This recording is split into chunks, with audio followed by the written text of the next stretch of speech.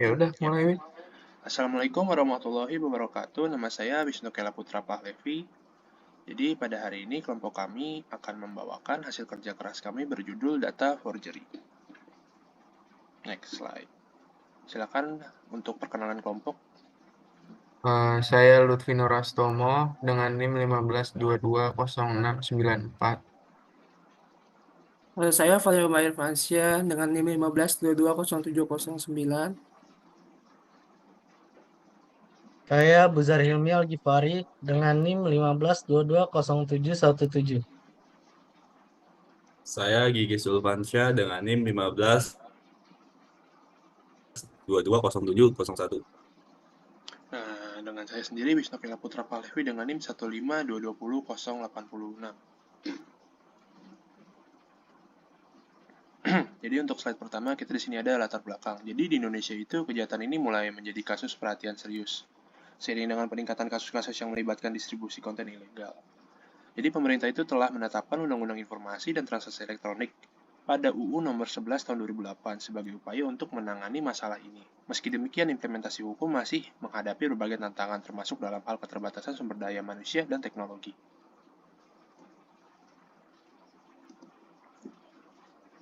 Rumusan masalah data forgery adalah aktivitas ilegal yang melibatkan manipulasi, modifikasi, atau pemalsuan data untuk tujuan tertentu, seperti penipuan, sabotase, dan eksploitasi.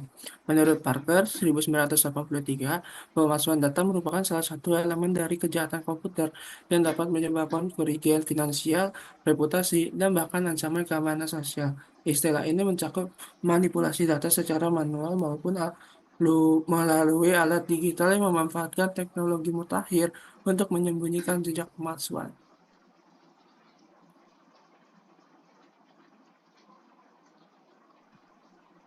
Lalu ada jenis-jenis data forgery.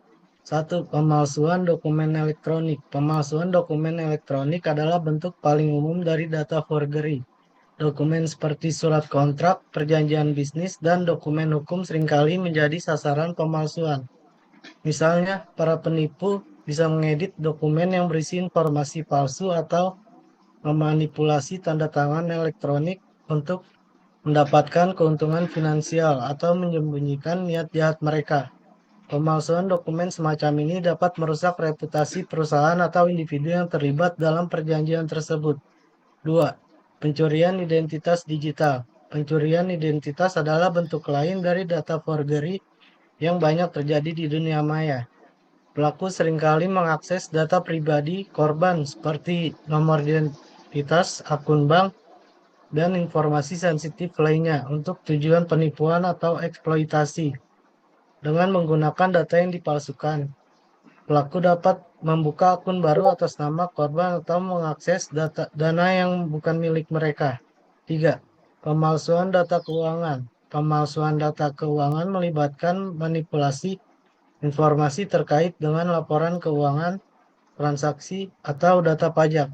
Ini seringkali dilakukan oleh individu atau kelompok yang memiliki tujuan finansial, seperti mendapatkan pinjaman dengan data yang tidak valid atau menghindari kewajiban pajak dengan cara memasukkan laporan keuangan. Pemalsuan ini bisa merugikan pihak yang berinvestasi atau meminjamkan uang kepada pihak yang menggunakan data palsu. 4. Manipulasi data medis. Pemalsuan data medis adalah ancaman serius di dunia kesehatan. Manipulasi informasi terkait rekam medis pasien atau data klaim asuransi kesehatan bisa menyebabkan kerugian finansial yang besar. Selain itu, hal ini juga dapat mengancam keselamatan pasien jika data medis palsu digunakan dalam pengambil keputusan. Penjelasan faktor penyebab maraknya data forgery. Kemajuan teknologi digital memungkinkan manipulasi data dengan mudah dan cepat. Perangkat lunak untuk mengedit dokumen atau membuat deepfake kini tersedia secara luas. 2. Kurangnya regulasi yang ketat. Banyak negara belum memiliki regulasi yang spesifik untuk menangani data forgery, sehingga pelaku kejahatan seringkali lolos dari jerat hukum. 3. Kesadaran yang rendah. Banyak individu dan organisasi yang kurang menyadari pentingnya perlindungan data. sehingga mereka menjadi sasaran yang mudah bagi pelaku pemalsuan. Solusi penanggulangan data forgery. 1. Penerapan teknologi keamanan. Teknologi seperti blockchain dapat memastikan integrasi data dengan mencatat setiap perubahan secara transparan dan tidak dapat diubah. Selain itu, penerapan kecerdasan buatan atau AI dapat membantu mendeteksi pola anomali dalam data. 2. Regulasi yang tegas. Pemerintah harus menetapkan undang-undang yang jelas dan tegas untuk menangani pemalsuan data, termasuk pemberian sanksi yang berat kepada pelaku.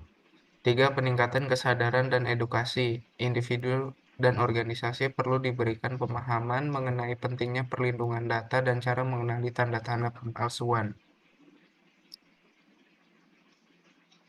Analisis data. Menurut laporan dari International Telecommunication Union, insiden pemalsuan data meningkat hingga 35% dalam kurun waktu 5 tahun terakhir. Dampak dari tindakan ini tidak hanya mencakup kerugian finansial, tetapi juga rusaknya reputasi dan kepercayaan terhadap institusi terkait. Oleh karena itu, diperlukan pemahaman yang mendalam mengenai motif, penyebab, dan cara penanggulangan data forgery agar keamanan dari data di era digital dapat dijaga.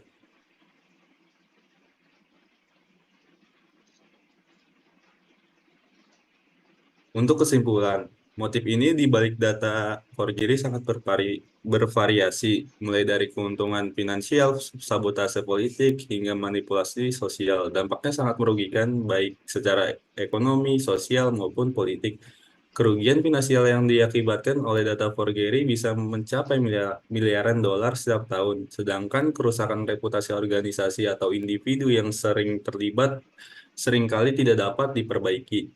Di sisi lain, pemalsuan data pada sektor politik atau sosial dapat memicu keresahan masyarakat, mengancam stabilitas demokrasi, dan merusak kepercayaan publik terhadap institusi. Ya, sekian dari kelompok kami. Bila ada kekurangan, maaf. Wassalamualaikum warahmatullahi wabarakatuh. warahmatullahi wabarakatuh.